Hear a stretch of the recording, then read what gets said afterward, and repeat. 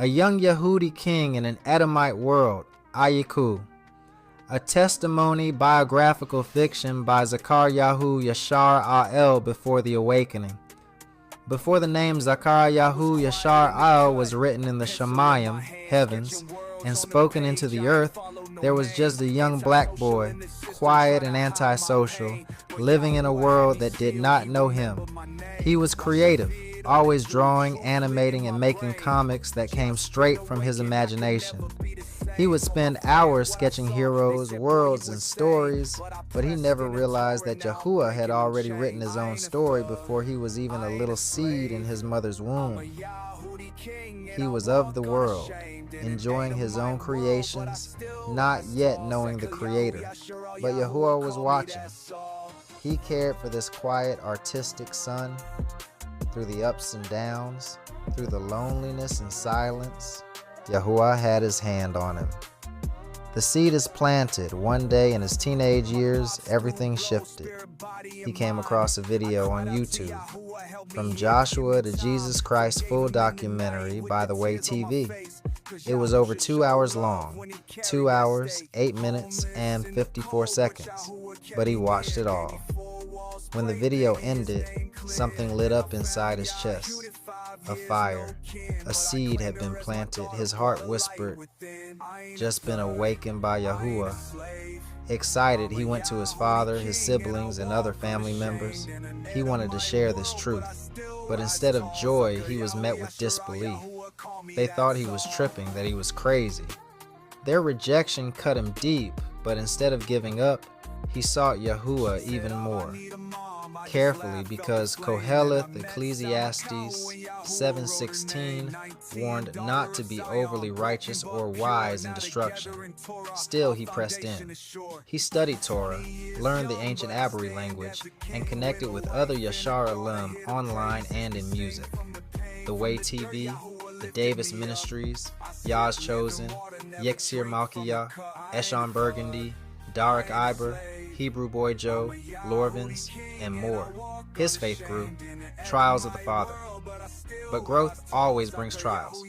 His earthly father became abusive, spiritually, mentally, and physically. The pain weighed heavy. One night, tears streaming down his face, the young man fell to his knees in his room. He prayed, Yahuwah, forgive my father. Please heal me.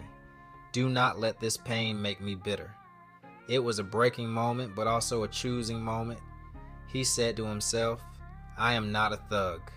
I am not a gangster. I am not a nigga. I am not a murderer. I am not a slave. I am a young Yahudy king in an Edomite world. Just as Yahusha endured betrayal, torture, and death, yet forgave and loved, so would he. The new name Yahuwah honored that choice. He whispered a new name into his spirit. Yahu Yashar. Yahuwah remembers Yashar.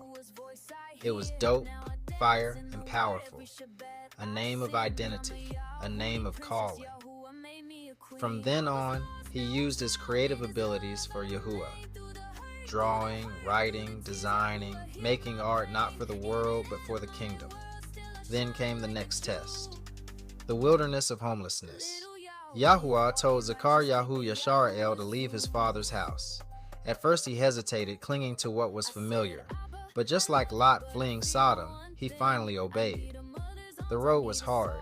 He was homeless for a long period of time. Nights were cold, days were heavy, but he was never forsaken. Yahuwah carried him through. In time, Yahuwah gave him a home, a place of rest. Yahu Yashar Al praised and thanked him, and with joy he covered the walls in graffiti art, filling the house with colors, shapes, and Hebrew letters, proclaiming the name of Yahuwah. It was a temple of creativity.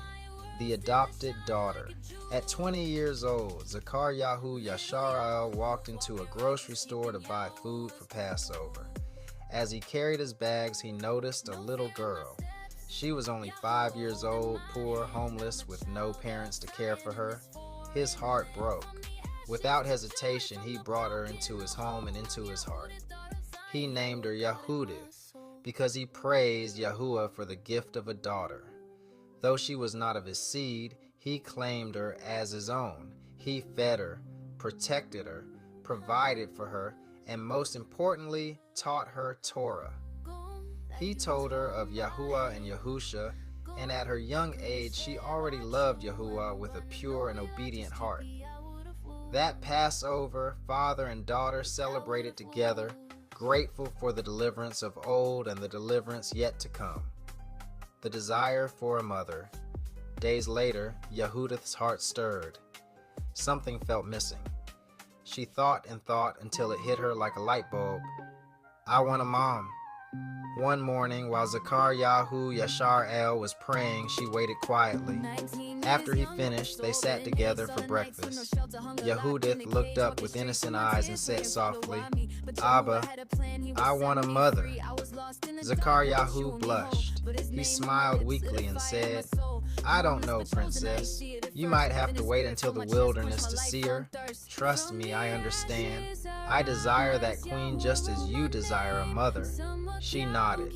They prayed and ate, but Yahuwah had already heard. The daughter of Zion. Not long after, father and daughter were back at the grocery store. While walking through the aisles, their cart bumped into a young woman's. Yahu quickly apologized. When he looked up, he saw her face, beautiful, though tired, homeless, and dressed in torn clothes. Yet he saw more than outward appearance. He saw purpose written in her by Yahuwah. She was only 19 years old, yet carried herself with a resilience despite the hardships of the streets. He spoke gently, and though she was anxious, she felt safe in his presence. Then, without fear, Yahu Yasharal asked, Do you want to stay with us? She was shocked, but joy flooded her heart. She no longer had to live on the streets. Tears welled in her eyes. She nodded, and something deeper happened in that moment. She fell in love with him. As they walked out with groceries, Yehudith squealed, Yay! Yahuwah got me a mom now. The young woman smiled and asked, Who is Yahuwah, Yehudith? Yahu answered softly, We'll tell you about him when we get home. She kissed him on the cheek, becoming one. When they arrived, she was amazed at the graffiti-covered house. Inside, she asked about Yehudith. Is she your biological daughter? No, Yahu said, and told her the adoption story. He also shared his traumatic past with his father and family. Her eyes filled with compassion. Then he told her the truth about Yahuwah and Yahusha. Her heart opened. She believed. Love grew between them until they became one. Yahuwah gave her a new name, Samak Yahu Yashar Al. Yahuwah sustains Yashar El. Together, at just 20 years old and 19 years old, Yahu and Samak Yahu walked in Torah, raising 5-year-old Yehudith as a family. A promise of future generations. One day, Yehudith looked up with her big eyes and said, Abba, I want siblings. Yahu blushed again, glancing at Samak Yahu. She smirked knowingly, her eyes sparkling. The story was only beginning.